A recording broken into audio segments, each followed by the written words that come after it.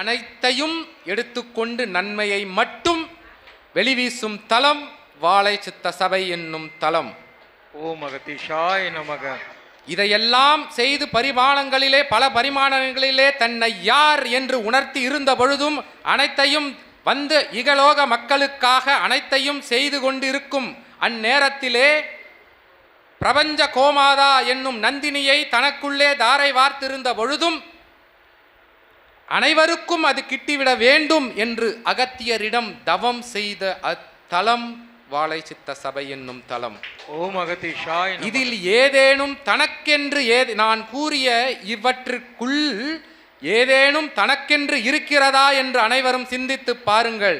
இங்கு வந்து அமர்ந்திருந்த பொழுதும் அவரவர்கள் உரைத்ததின் உள் ஆசி நிலைகளில் இருந்து உரைத்ததின் உள் நோக்கு நிலைகள் என்னவென்று ஆராய்ந்து பார்த்தீர்கள் என்றால் தாரை வார்த்தல், அன்பு, அனைவருக்கும் பிரச்சனை நீங்குதல் என்றும் ஒரே நிலையிலே தர்மயுகம் மலர வேண்டும் என்ற எண்ணத்திற்காக கலியுகம் பிரபஞ்சம் அழியா கலியுகம் மாற்றம் நிகழ வேண்டும் என்பதற்காக சிவபெருமானாலும் அகத்திய பெருமானாலும் தனது கைகளிலே ஏந்தி நின்ற இடம் பிரபஞ்ச மகா வாழை சித்த சபை என்னும் தலம். ஓம் அகதீஷாய நமக.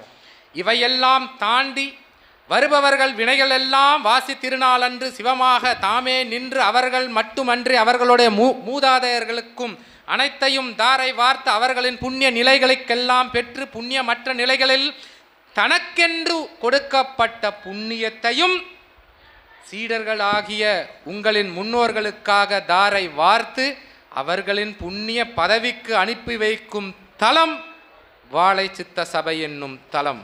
ஓம் அகதீஷாய நமக. உங்கள் முந்தோதையர்கள் மூத்தோதையர்கள் மட்டுமல்லாமல் ஜென்மா ஜென்மங்களுக்கும் அனைத்தையும் அனைத்து பரிமாணங்களில் இருந்தும் அகற்றி அமர வைத்து நன்றாக வாழுங்கள். இல்லறத்திலே துறவரத்தை மேற்கொள்ளுங்கள். இல்லறத்தை துறந்து துறவரம் வருபவர்களுக்கு அங்கு அனுமதி இல்லை. ஏதும் கொடை கொடுக்க வேண்டாம், கொடை பெறமாட்டோம், தருவதை பெற்று செல்லுங்கள், நாங்கள் தாரை வார்க்கிறோம் என்னும் சொல்லும் ஒரே தலம் வாழை சித்த சபை என்னும் தலம். ஓம் அகதீஷாய நமக. எங்கு சென்றாலும் எப்பொழுது சென்றாலும் என் நிலைகளிலே சென்றாலும் என் நேரங்களில் சென்றாலும் அங்கு வாருங்கள் என்று அன்னை மனதுடன் அன்னை அமர்ந்திருக்கும் ஒரே தலம் வாழை சித்த சபை என்னும் தலம். அன்னை மனதோடு வருபவர்களுக்கு தாம் உண்ணுவதை மட்டுமன்றி இன்னும் வையுங்கள் என்ற அன்னை அமர்ந்திருக்கும் அத்தலம் வாழை சித்த சபை என்னும் தலம். ஓம் அகதீஷாய. எப்பொழுது வந்தாலும் தங்கலாம், எப்பொழுது வந்தாலும் அனைத்தையும் பெறலாம் என்று இப்பூவுலகத்திலே ஒரு இடம் இருக்கிறதென்றால் அதுதான் சிவமகா பிரபஞ்ச வாழை சித்த சபை என்னும் தலம்.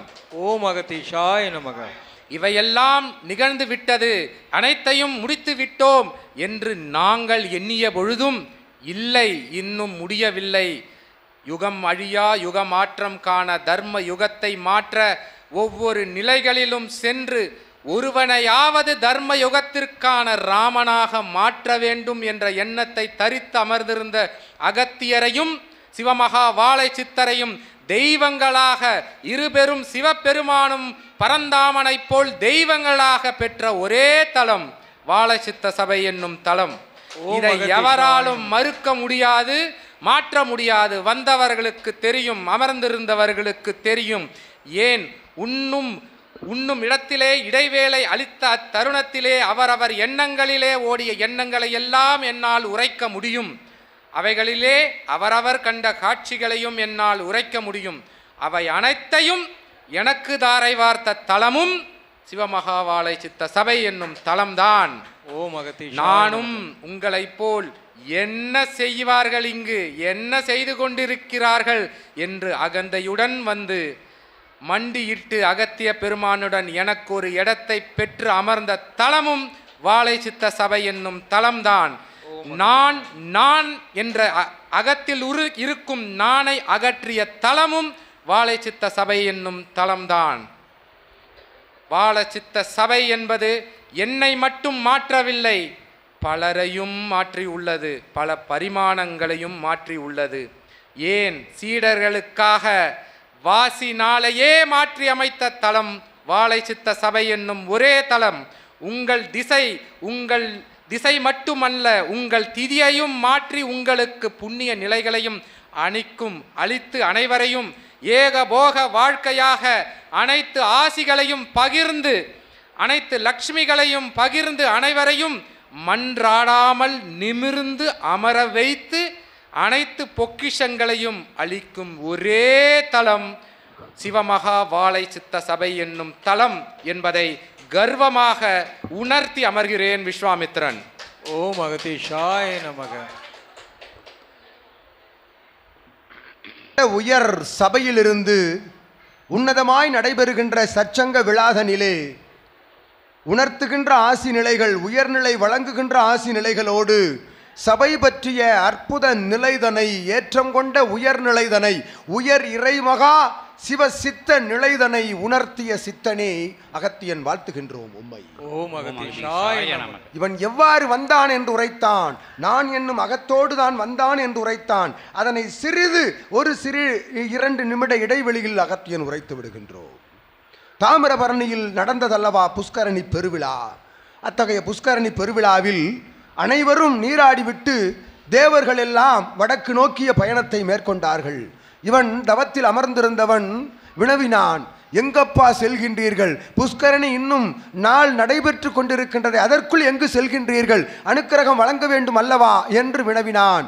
அனுக்கிரகம் வழங்கும் இடம் தாமிரபரணி புஷ்கரணிதான். எனினும் அத்தகைய ஆற்றல் எங்கிருந்து வருகின்றது சித்தனே? அத்தகைய ஆற்றல் குடிகொண்ட தலம் நோக்கி செல்கின்றோம் என்று தேவர்கள் உரைக்கின்ற பொழுது இவன் வினவினான், அத்தலம் எங்கடா இருக்கின்றது என்று. பின்னால் வந்தான், தேவர்கள் வருவதை கண்டு வந்து உள் நுழைந்தான்.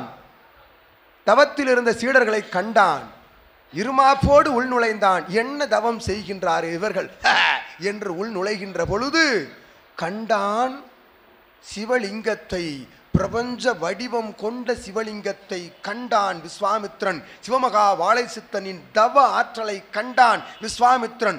அமைதியாக அகத்தியனிடம் தஞ்சமடைந்து விட்டான் என்று உரைக்கின்றோம்.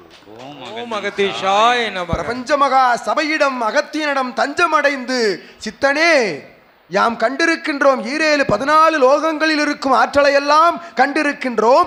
ஒட்டுமொத்த 14 லோகங்களின் ஆற்றலையும் ஒருமித்த ஒரு நிலையாய் கண்ட தலம் இத்தலமே என்று அகத்தியனின் சொல் கேட்டு அங்கு தலம் கேட்டு கன்னிமூல ஆணைமுகன் முன்பாக வடக்கு நோக்கி தவம் இருந்து கொண்டிருக்கின்றான் இவன் என்று உரைக்கின்றோம். ஓம் அகதீஷாய நமக. அவ்வாறு ஒவ்வொரு ஆற்றலும் தலம் தேடி தடம் தேடி வந்து அமர்கின்ற ஒரே தலம் இவன் உரைத்தவாறு சிவமகா வாழை சித்த சபை தலம் என்று அகத்தியன் உரைக்கின்றோம். ஓம் அகதீஷாய நமக. இன்னொரு நிகழ்வும் நிகழ்ந்து கொண்டிருக்கின்றது, அதி உயர் உன்னத நிகழ்வு. சம்ஹார நாள் அனைவருக்கும் தெரியும். அசுரனை 2ஆக பிரித்து 2 நிலைகளாக மாற்றிக்கொண்ட திருமுருக பெருமானுடைய சூர சம்ஹார நாள் அனைவருக்கும் தெரியும். ஆனால் அத்தகைய சம்ஹார நிகழ்வு நிகழ்த்துகின்ற அருள்வேல் திருவேல் ஆற்றல் கொண்ட செவ்வேல் எங்கிருந்து புறப்படுகின்றது என்று எவருக்கும் அறிய முடியுமோ? எமது சபை சீடர்கள் தவிர உரைக்கின்றோம் யாம். வேல் பகிர்வு தினம் என்று சூர சம்ஹார நாளுக்கு முதல் நாள் நடு நிசியில் நடைபெறுகின்ற அற்புதமான அத்தகைய சச்சங்க விழாவின் இறுதி நிலையில் ஏற்றம் கொண்டு சிவமகா வாழை சித்தன் கரமதில் இருந்துதான் திருமுருக பெருமானின் கரத்திற்கு வேல் பெறப்படுகின்றது, பிரபஞ்சத்திற்கு வழங்கப்படுகின்றது என்ற அகத்தியன் உரைக்கின்றோம். ஓம் அகதீஷாய நமக. அன்றைய நாள் தான் பிரபஞ்சத்திற்கு வேல் பகிர்வு விழாவாக பிரபஞ்ச மகா சபையிலிருந்து நிகழ்த்தப்படுகின்றது. அன்றைய நன்னானிலே வந்து அமர்ந்தோர்கள் அனைவருக்குள்ளும் வேல் புகுந்தது என்று அகத்தியன் உரைக்கின்றோம். ஓம் அகதீஷாய நமக. அவ்வேல்தான் சிவமகா வாழை சித்தனின் செங்கோல் என்று உரைக்கின்றோம். ஓம் அகதீஷாய. அவன் பிரபஞ்சத்தை இயக்குகின்றான் என்று கூறுகின்றார்களே, பிரபஞ்சத்தில் என்ன இயக்கிவிட்டான்? இதுவரை என்ன நிகழ்ந்திருக்கின்றது? பிரபஞ்சத்தில் ஒரு மாற்றம். எவராவது கூற இயலுமோ, இங்கு அமர்ந்திருப்பவர்கள் கூற இயலுமோ என்று நினைப்பவர்கள் அவர்களுடைய சிந்தையில் எழக்கூடும். பிரபஞ்சத்தில் என்ன நிகழ்த்தி இருக்கின்றார்கள்? ஒரு நிகழ்வு நிகழ்ந்தது பிரபஞ்சத்தில். சிவமகா வாழை சித்தன் நிகழ்த்திய ஒரு பிரபஞ்ச நிகழ்வு. நடந்தது. பாரத தேசத்தை தாக்க வந்த அத்தகைய மாற்று நிலைதனை வேறறுத்து அத்தகைய போராட்டத்தினை நிறுத்தியவன் சிவமகா வாழை சித்தன் தான் என்று அகத்தியன் உரைக்கின்றோம். இது வார்த்தைக்காக உரைக்கவில்லை. பிரபஞ்ச மகாசபை என்றால் பிரபஞ்சத்திலிருந்து நிகழும் அல்லவா, அதற்காக உரைக்கவில்லை. அத்தகைய போராட்டத்தை போரினை நிறுத்திய நிகழ்வினை எமது சீடன் கண்டான் சயனகோலத்தில் என்று உரைக்கின்றோம் அகத்தியன். கொங்கு மாநகரின் கிளைச்சபை ஆசானின் இல்லமதிலே படுத்திருந்த அச்சீடனுடைய சயனத்தில் அவன் கனவில் சிவமகா வாழைச்சித்தன் புறப்பட்டு சென்று போரினை நிறுத்த சென்றான் என்று அவனுக்கு தெரியாது. எங்கோ கோபமாக செங்கோலோடு செல்கின்றான், எங்கென்று தெரியவில்லை என்று வினவினான். எம்மிடம் யாம் உரைத்தோம். அவன் சென்றது முதல் நாள் இரவு, மறுநாள் காலை அத்தகைய போர் நிறைவு பெற்றது என்று அகத்தியன் உரைக்கின்றோம். அன்றைய இரவே அத்தகைய போரை தடுத்து நிறுத்திய பெருமை சிவமகா வாழை சித்தனை சாரும், எம் சபையை சாரும் என்று அகத்தியன் உரைக்கின்றோம். அதுபோல் நிகழ்ந்து கொண்டிருக்கும் போரினையும் நிச்சயமாக ஒரு நாள் அகத்தியன் நிறுத்தி காட்டுவோம் பிரபஞ்ச சபையில் இருந்து என்று உரைக்கின்றோம். நிச்சயமாக மாற்று நிலை வேற்று நிலை கொண்டு அவரவர்கள் கர்ம வினையின்பால் ஈடுபடுகின்ற அத்தகைய போரினை நிறுத்தியே ஆக கடவும் இத்தகைய சபையில் இருந்து என்று அகத்தியன் உரைத்து மகிழ்கின்றோம். இதுதான் பிரபஞ்ச மகா சபையினுடைய ஆற்றல். அவரவர்களுக்கு புரியும். பிரபஞ்ச நிகழ்வினை காணலாம். இனி சபையை முழுவதுமாக முதல் நிலையில் முழுவதுமாக ஏற்றுக்கொண்டு வலம் வருவோர்கள் பிரபஞ்ச நிகழ்வினை காணலாம். இதுபோன்று சயன காலங்களில் சித்தன் ஆற்றுகின்ற பணிகளை காணலாம் என்று அகத்தியன் உரைக்கின்றோம்.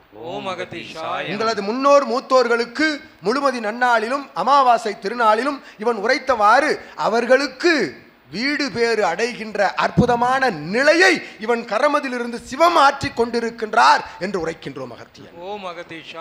அது எவ்வாறு நிகழ்கின்றது? திதி கொடுக்க வேண்டிய அவசியம் இல்லை என்று அகத்தியன் உரைக்கின்றோமே. ஒவ்வொரு சச்சங்க நிகழ்விலும் எதற்காக? திதி உங்களுக்காக திதி கொடுப்பவன் சிவமகா வாழைச்சித்தன் என்று அகத்தியன் உரைக்கின்றோம். சிவமே திதி கொடுக்கின்ற சபையில் எவருக்கு திதி கொடுக்க வேண்டும்? யாம்.